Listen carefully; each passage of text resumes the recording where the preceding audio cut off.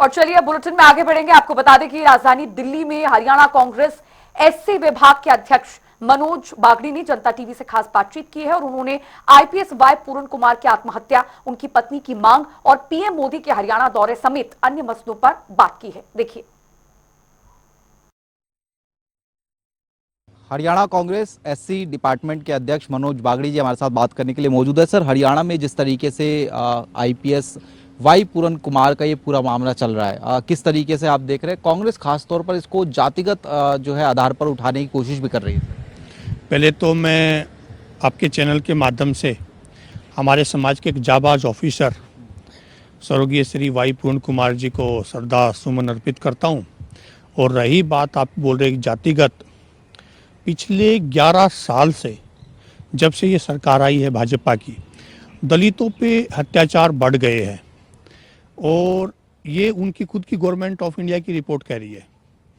और जब एक इतना सीनियर आईपीएस अधिकारी जो कि एडीजीपी रैंक का है, वो मजबूर हो जाता है कि एक सुसाइड करने के लिए, तो आम लोगों का क्या हाल होगा? जो गांव देहात में जो दलित समाज के लोग रहते हैं उनका क्या हाल होगा, आप समझ सकते हो। कांग्रेस सिर्फ ये बात उठाती है कि समाज को और उनके परिवार को न्याय मिलना चाहिए।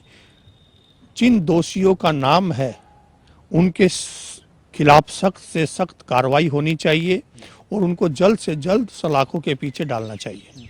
इसके अलावा हम देख रहे हैं कि जो सरकार है या फिर कहें कि जो कानून है वो अपनी कार्रवाई भी करता हुआ नजर आ रहा है। एफआईआर जो है दर्ज हो गई, हालांकि उनकी जो पत्नी है वो ये कह रही है कि जो हमने शिकायत दी थी उसके आधार पर भी एफआईआर में कहीं ना कहीं जो है संशोधन है वो होना चाहिए। तो किस तरीके से इस पूरे मामले को देख रहे हैं? क्या कुछ मांगे जो हैं आप लोगों की? बिल्कुल, मैंने भी ये खबर पढ़ी है, देखी है। उनकी पत्नी जो कि एक सीनियर आईएएस ऑफिसर है, अमनीत पी कुमार, उन्होंने जो एप्लीकेशन दी थी उस एप्लीकेशन के हिसाब से वहाँ एफआईआर दर्ज नहीं की है, उनमें कुछ उनकी कमी रह गई है। तो सरकार को उनके हिसाब से परिवार को संतुष्ट करना चाहिए और उनके हिसाब से एफआईआर दर्ज करनी चाहिए। जो जो धाराएं लगनी चाहिए सब धारा होनी चाहिए। अनुसूचित जाति जनजाति अधिनियम के तहत भी होना चाहिए। और मैं तो कहता हूँ कि जल्द से जल्द जो भी उसमें उनको करने वाले, जिनको साजिश जिन्होंने रची कि उनको मजबूर किया, उनको जल्द से जल्द जितना जल्दी हो सके उनको सलाखों के पीछे डालना चाहिए। इसके अलावा अगर हम बात करें, प्रधानमंत्री हरियाणा दौरे पर आते हुए नजर आएंगे। प्रदेश सरकार का 1 साल पूरे होने पर कार्यक्रम है सोनीपत में। कैसे प्रधानमंत्री के इस दौरे को आप देख रहे हैं, 1 साल के कार्यकाल को देख रहे हैं? प्रधानमंत्री जी का दौरा जो सोनीपत में प्रधानमंत्री जी आ रहे हैं और कुछ टाइम पहले अमित शाह जी रोहतक गए थे, इनका सिर्फ एक ही एजेंडा है बीजेपी का। बीजेपी का एजेंडा आरएसएस की विचारधारा को आगे बढ़ाने का है। आरएसएस की विचारधारा जो है कि भाई